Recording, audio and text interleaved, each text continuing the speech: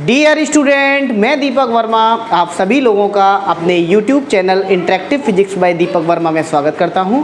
कैसे हैं आप लोग? उम्मीद करता हूं मैं बहुत अच्छे होंगे। हमारे रे ऑप्टिक्स का लास्ट लेक्चर था लेक्चर नंबर 6, जिसमें हमने इमेज फॉर्मेशन एक्सटेंडेड ऑब्जेक्ट के लिए हमने डिस्कस किया था। और आज हमारा जो टॉपिक है वो है टाइप्स ऑफ मिरर, और मिरर के कितने टाइप होते हैं, तो यहाँ पर हमको ये डिस्कस करना है। बहुत इंपॉर्टेंट टॉपिक है बच्चों। यहाँ से स्टार्ट होता है बेसिक, और आगे आपको 12th में, आगे कॉम्पिटिटिव एग्जाम में भी ये आपको मिलने वाला है। तो हेडिंग लगा लीजिएगा मेरे साथ, types of mirror. Types of mirror. तो बच्चों यहाँ पर आज अब तक तो हमने पढ़ा था प्लेन मिरर। अब प्लेन मिरर के बाद में हमें पढ़ना है कि मिरर के और कौन कौन से टाइप हो सकते हैं। तो बच्चों 2 टाइप होते हैं, ये बात आप नोट कर लीजिए। पहला मिरर है आपके सामने कॉनकेव मिरर, और सेकंड है कॉन्वेक्स मिरर। अब कॉनकेव मिरर और कॉन्वेक्स मिरर क्या है ये आपको अभी इसी वीडियो में पता चल जाएगा। आज हम कॉनकेव मिरर और कॉन्वेक्स मिरर की टर्मिनोलॉजी पे भी स्टडी करेंगे। बच्चों कॉनकेव मिरर को हम कन्वर्जिंग मिरर भी कहते हैं। हम कैसे कन्वर्जिंग मिरर कहते हैं, ये इसको बताने से पहले मैं कुछ इसकी टर्मिनोलॉजी बताऊंगा आपको। तो ये जो टर्मिनोलॉजी है वो कॉनकेव मिरर की है। आप लोग हेडिंग लगा लीजिएगा, टर्मिनोलॉजी ऑफ कॉनकेव मिरर। अब कॉनकेव मिरर होता क्या है बच्चों? अगर मैं कॉनकेव मिरर की बात करूं तो कॉनकेव मिरर में बच्चों मान लीजिए आपके पास में एक स्फीयर है, ये लीजिए भैया स्फीयर है, ठीक है, समझना ध्यान से। और इस स्फीयर को मैं 2 पार्ट में डिवाइड कर देता हूँ। ये लीजिए, ये 2 पार्ट में मैंने इसको डिवाइड कर दिया, ओके। यानी कि रिमेनिंग पार्ट मेरा क्या बचा, ये डॉटेड लाइन बची होगी।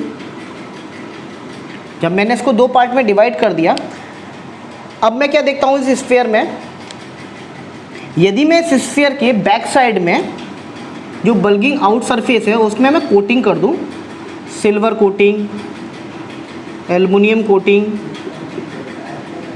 ये मैंने पीछे से क्या कर दी, सपोज दैट सिल्वर की कोटिंग कर दिया। तो लो बच्चों, ये बन गया आपके सामने कॉनकेव मिरर। कॉनकेव मिरर क्या रहेगा आपके सामने? कॉनकेव मिरर बच्चों, ये मिरर जो आपने स्फीयर लिया हुआ था, स्फीयर का this part, that mean backward part अगर आप कोट कर दें सिल्वर से या एल्युमिनियम से, तो बचा हुआ पार्ट होगा आपका कॉनकेव मिरर। यानी कि इसमें लाइट के रिफ्लेक्शन की अगर हम बात करेंगे बच्चों, तो रिफ्लेक्शन हमेशा जो बल्ग इन सरफेस है, ये बल्ग आउट हो गई, ये बल्ग इन सरफेस हो गई, अंदर की तरफ जो सरफेस है यहाँ से हमेशा और हमेशा रिफ्लेक्शन होगा। इस पार्ट से कोई भी रिफ्लेक्शन नहीं होगा, यानी कि इस पार्ट से नो रिफ्लेक्शन। ये तो हो गया, यहाँ से कोई भी रिफ्लेक्शन नहीं होगा। लेकिन मैं बात करूँ इस साइड से, जो मेरे लेफ्ट हैंड साइड में पड़ रहा है, जो बल्गिंग सरफेस है, या ये बल्ग आउट, ये बल्ग इन, तो अंदर वाली साइड से जो भी पोर्शन है वहाँ से हमेशा और हमेशा रिफ्लेक्शन होगा। कोई भी ऑब्जेक्ट होगा, यहाँ से लाइट इंसिडेंट होगी, देन रिफ्लेक्ट हो जाएगी। अब इसकी टर्मिनोलॉजी समझते हैं बच्चों। सबसे पहले हमने जो सर्कल बनाया था, सॉरी स्फीयर बनाया था ये, तो स्फीयर का जो पार्ट आप यूज़ में ले रहे हैं कॉनकेव मिरर बनाने के लिए, उसको हमेशा और हमेशा क्या बोला जाता है? एपर्चर। क्या बोलेंगे बच्चों? एपर्चर। तो ये पार्ट, क्योंकि हमने यहाँ से लेके, मान लीजिए इसका नाम दे देते हैं हम A एंड B, तो A से लेके B तक का पार्ट हमारे लिए यूज़फुल था, तो ये हमारे सामने क्या हो गया? एपर्चर। दैट मीन AB क्या है आपके सामने बच्चों? एपर्चर। कुछ लोग इसे एपरेचर भी बोलते हैं, लेकिन एपर्चर कुछ भी बोलिए आप। तो A से लेके B तक का जो यहाँ पर यूज़फुल सरफेस है, या जो आपने यूज़ किया हुआ है, उसको हम बोलेंगे एपर्चर बच्चों। इसके बाद में अगर हम बात करेंगे सबसे पहले सेकेंड नंबर पे, ये तो फर्स्ट नंबर एपर्चर हो गया। सेकेंड नंबर पे अगर हम बात करेंगे centre of curvature. Centre of curvature, तो सेंटर ऑफ कर्वेचर की अगर हम बच्चों बात करेंगे यहाँ पर, तो सेंटर ऑफ कर्वेचर हमेशा और हमेशा जो ये स्फीयर है उसका सेंटर,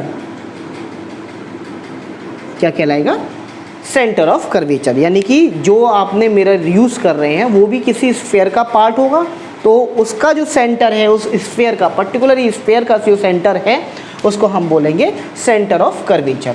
तो बच्चों ये हो गया आपका सेंटर ऑफ कर्वेचर, हमेशा ये बीचों बीच में रहेगा और इसका रिप्रेजेंट करने का जो सिंबल है आप सी से ही करिएगा। नेक्स्ट थिंग आती है आपके पास में वर्टेक्स और पोल, या तो आप वर्टेक्स बोलिए या पोल बोलिए। बच्चों इस मिरर का जो बिल्कुल सेंटर पॉइंट है दिस, इसको बोलेंगे हम क्या, पोल। दिस इज नोन एज पोल। यानी कि मैं बोलूँ इस पॉइंट को अगर मैं P से डिनोट कर रहा हूँ तो आपके थर्ड नंबर पे क्या निकल के आया, पोल और वर्टेक्स। यानी कि ये बिल्कुल मिडिल पॉइंट हो गया है इस मिरर का। तो इस मिरर का अगर ये मिडिल पॉइंट है तो इसे हम बोलेंगे हमेशा और हमेशा पोल और वर्टेक्स। आप लोग इसको नोट कर लीजिएगा। और मैं जैसा बोलता आया हूँ बच्चों, आप लोग डेली प्रैक्टिस कीजिएगा। बच्चों की जैसी डिमांड थी कि सर लेक्चर रेगुलर या थोड़ा सा टाइम टू टाइम नहीं आ रहे, तो बच्चों मैं आप लोगों को आज फिर से क्लियर कर दे रहा हूँ कि मेरे लेक्चर हमेशा और हमेशा आप लोगों को वीक में 3 बार मिलेंगे। First of all Tuesday, then Tuesday के बाद में आपको मिलेगा थर्सडे, एंड देन थर्सडे के बाद में आपको मिलेगा संडे। यानी कि ट्यूसडे, थर्सडे, संडे, इन 3 दिन में मेरे लेक्चर्स आपको मिलेंगे। तो ये पोल आपके सामने और वर्टेक्स आपके सामने, आई थिंक समझ में आ गया होगा अच्छे से। अगर हम इसकी बात करें टर्मिनोलॉजी में, तो नेक्स्ट टर्मिनोलॉजी हमारे सामने निकल के आती है कॉनकेव मिरर की। तो कॉनकेव मिरर की अगर हम बात करें तो रेडियस ऑफ कर्वेचर 4th पे आता है, radius of curvature.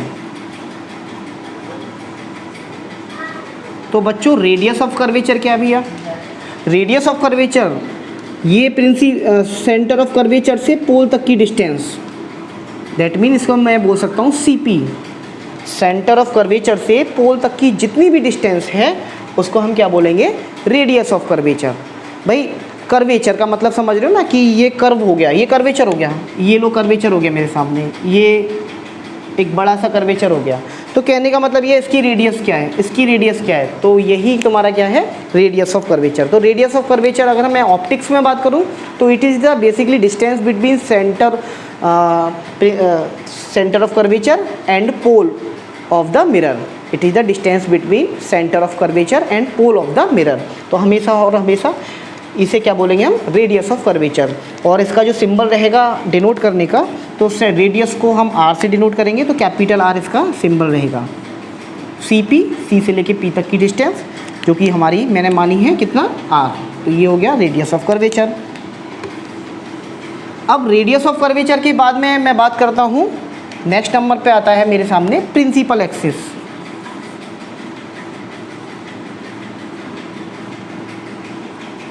Principal axis, आप एक इमेजिनरी लाइन बना दीजिएगा मिरर पर, जो कि ऐसी इमेजिनरी लाइन जो कि सेंटर ऑफ कर्वेचर, ये लो भैया सेंटर ऑफ कर्वेचर आ गया, से बढ़ती हुई आगे जाती हुई पोल से आती होती हुई चली जाए। यानी मैं इसको x बोल दूं और इसको y बोल दूं, तो xy एक ऐसी लाइन, एक ऐसी इमेजिनरी लाइन जो सेंटर ऑफ कर्वेचर और पोल से होकर पास हो रही है, उसको हम बोलेंगे प्रिंसिपल एक्सिस।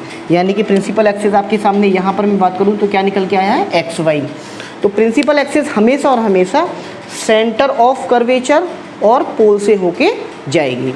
तो बच्चों ये कुछ टर्मिनोलॉजी थी जो मैंने आपको कॉनकेव मिरर से रिलेटेड बताई। आई थिंक अब तो कुछ मेरे सामने यहाँ पे बचा नहीं है। ये रेडियस ऑफ कर्वेचर हो गया, ये पोल हो गया, प्रिंसिपल एक्सिस हो गई, सेंटर ऑफ कर्वेचर बता ही चुका हूँ, एपर्चर बता ही चुका हूँ मैं। अब तो इसमें कुछ बचता नहीं है। हाँ, प्रिंसिपल फोकस और बचता है बच्चों। तो कॉपी में स्टार बना के, जैसे मैं स्टार बनवाता हूँ आप लोगों को, बना के नोट कर लीजिएगा, concave mirror has always real focus. Concave mirror has always real focus. चलो इसको भी क्लियर कर लेते हैं, इस लाइन को नोट कर लीजिए स्टार बना के। तो मैं स्टार बनवा रहा हूँ, ये इंपॉर्टेंट पॉइंट है। Concave mirror has real focus अब ये क्या आ गया सर? फोकस के बारे में बता रहे हो? बता रहा हूँ भाई, वेट नोट हो गया आप लोगों का। अब रियल फोकस होता है ये मैं आपको अभी बताता हूँ। डेली अगर आप लोग पढ़ाई करेंगे, डेली रे ऑप्टिक्स के लेक्चर को भी अगर आप देख के नोट कर रहे हैं तो भी मैं समझता हूँ कि काफ़ी कुछ आप लोग कर सकते हैं। अब एक रफली फ्री डायग्राम बनाऊंगा, उससे आपको और क्लियर होगा। चलो ये लीजिए भाई, बैक साइड मैंने सिल्वर कोटिंग कर दी। ये मेरी प्रिंसिपल एक्स वाई निकल के आ गया। सबसे पहले मैंने बताया था ए बी से आप बता दीजिए, एम एन जो भी आपको लेना है। ये ए बी अपर्चर हो गया, ये आपके सामने पोल हो गया, ये आपका सेंटर ऑफ कर्वेचर हो गया, और ये आपका रेडियस ऑफ कर्वेचर हो गया। बन गया एक ही बार में। Practice makes a man perfect. अपने आप प्रैक्टिस करेंगे, आप आँख बंद करके सॉल्व कर सकते हैं। आपके सामने दिमाग में बस आपकी उसकी पिक्चर होगी। और बच्चों एक बात बता दूं मैं फिर से, concave mirror, convex mirror, concave lens, convex lens, बहुत कन्फ्यूज़न होता है बच्चों को, बहुत ज़्यादा रटते हैं बच्चे। लेकिन रटना नहीं है, बिल्कुल स्टेप बाय स्टेप चलना है और सीक्वेंस से फॉलो करना है। मैं गारंटी से बोल रहा हूँ, आप कॉनकेव मिरर और कॉन्वेक्स मिरर, चाहे मिरर का न्यूमेरिकल हो चाहे लेंस का न्यूमेरिकल हो, आप कभी भी डिफीट नहीं खाएंगे। तो ये आपके सामने था टर्मिनोलॉजी जो वैसे मैंने आप लोगों को समझाई है। अब मैं बात करूँ प्रिंसिपल फोकस की, तो प्रिंसिपल फोकस के लिए लो भैया, प्रिंसिपल फोकस ये सी था और ये एक्स वाई मैंने बता रखा था, प्रिंसिपल एक्स। अब बच्चों देखो, यहाँ पर कोई ऑब्जेक्ट होगा आपके लेफ्ट हैंड साइड में। देखो यहाँ तो राइट हैंड साइड में ऑब्जेक्ट होने का सेंस है नहीं, क्योंकि यहाँ पर आपने कोटिंग कर रखी है, तो यहाँ से कोई मतलब होगा नहीं। अब ऑब्जेक्ट रिफ्लेक्टिंग सरफेस मैं पहले ही बता चुका हूँ, ये अंदर वाली सरफेस रिफ्लेक्टिंग सरफेस है। तो मान लीजिए यहाँ पर ऑब्जेक्ट रखा हुआ है, तो लाइट रे जो भी आएगी, मान लीजिए एक लाइट रे आई, second light ray, third light ray, fourth light ray, ऐसी कई सारी इनफाइनाइट लाइट रे होंगी बच्चों। जैसे ही वो मिरर पे स्ट्राइक करेंगी, और मिरर पर स्ट्राइक करने के बाद में वो क्या होंगी? रिफ्लेक्ट होंगी। ये लो भैया, रिफ्लेक्ट हो गई, ये रिफ्लेक्शन, ये रिफ्लेक्शन और ये रिफ्लेक्शन ऐसे आई और ये चली गई। और ये भैया ये लो, ये रिफ्लेक्शन। थोड़ा सा सी आगे बनाता हूँ।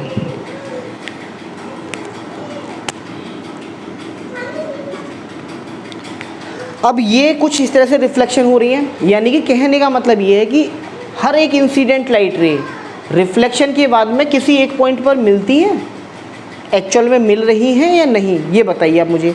तो मैंने हाईलाइट करके दिखाया हुआ है और एक्चुअल में दिखाई भी दे रहा है कि भैया लॉ ऑफ रिफ्लेक्शन को फॉलो करते हुए ये जब लाइट रे आएगी रिफ्लेक्ट होगी। सेकेंड लाइट रे, ये फर्स्ट लाइट रे, ये सेकेंड लाइट रे, this one is third and this one is fourth. ये चार लाइट रे से मैं एग्जांपल ले रहा हूँ।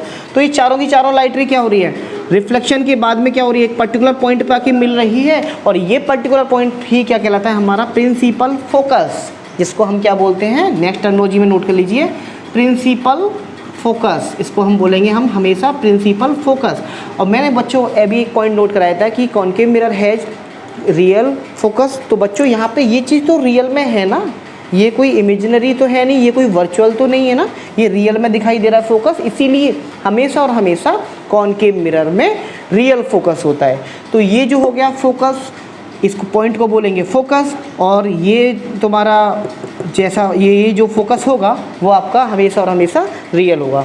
अच्छा बच्चों, अगर मैं बात करूं फोकस से और पोल तक की डिस्टेंस को, फोकस से पोल तक की डिस्टेंस को मैं बोलता हूं फोकल लेंथ, और इसको मैं डिनोट करता हूं फोकल लेंथ जो भी हो, एफ डैश या एफ डबल डैश जो भी आपको लेना है, ये फोकल लेंथ हो गया आपके सामने। दिस वन, फोकस से पोल तक की डिस्टेंस कितनी होगी? That mean focal length. भैया फोकल की लेंथ कितनी है और कहाँ से मेज़र की जाएगी? पोल से। हमेशा और हमेशा सारी डिस्टेंस क्या कहाँ से मेज़र की जाती है? वर्टेक्स से, बीच वाले पॉइंट से, पोल से। तो पोल से ये जो डिस्टेंस निकल के आ रही है वो कितनी होगी? Focal length. बच्चों पोल से ही सेंटर ऑफ कर्वेचर की डिस्टेंस देखी थी मैंने, पोल से ही मैं फोकस तक की डिस्टेंस देख रहा हूँ। पोल से फोकस तक की डिस्टेंस को मैं बोलूँगा फोकल लेंथ, और पोल से सेंटर ऑफ कर्वेचर तक की डिस्टेंस को बोलूँगा मैं रेडियस ऑफ कर्वेचर। ये निकल के आया आर और ये निकल के आया। तो बेटा बाई प्रैक्टिकली बोले, रियलिटी में बोले, और चाहे माने या ना माने, कि जो आर रहता है वो 2 टाइम रहता है फोकल लेंथ के। इस बात को नोट कर लीजिए। यानी कि कहने का मतलब ये, जो डिस्टेंस फोकस से पोल तक की होगी वही डिस्टेंस फोकस से सेंटर ऑफ कर्वेचर तक की होगी। यानी ये पूरा आर है तो this F and this F, यानी आर इज इक्वल टू होता है 2 टाइम एफ। इसका मतलब ये हुआ कि मैं अगर बात करूँ रेडियस ऑफ कर्वेचर की, तो रेडियस ऑफ कर्वेचर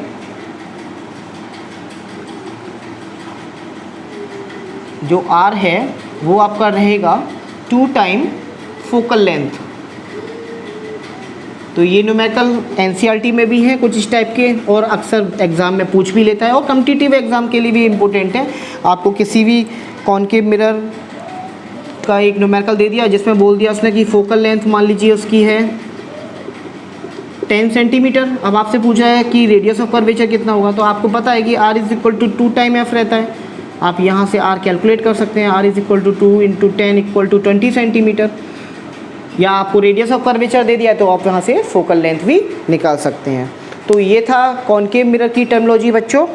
तो कॉनकेव मिरर की टर्मिनोलॉजी में पहले नंबर पे मैंने बताया सबसे पहले आप लोगों को एपर्चर। तो जो स्फेयर का जो मेन पार्ट रहता है, जो यूजफुल पार्ट है, that will be known as aperture, या हम बोल सकते हैं एपरेचर। सेकेंड नंबर पे मैंने बताया था आप लोगों को सेंटर ऑफ कर्वेचर।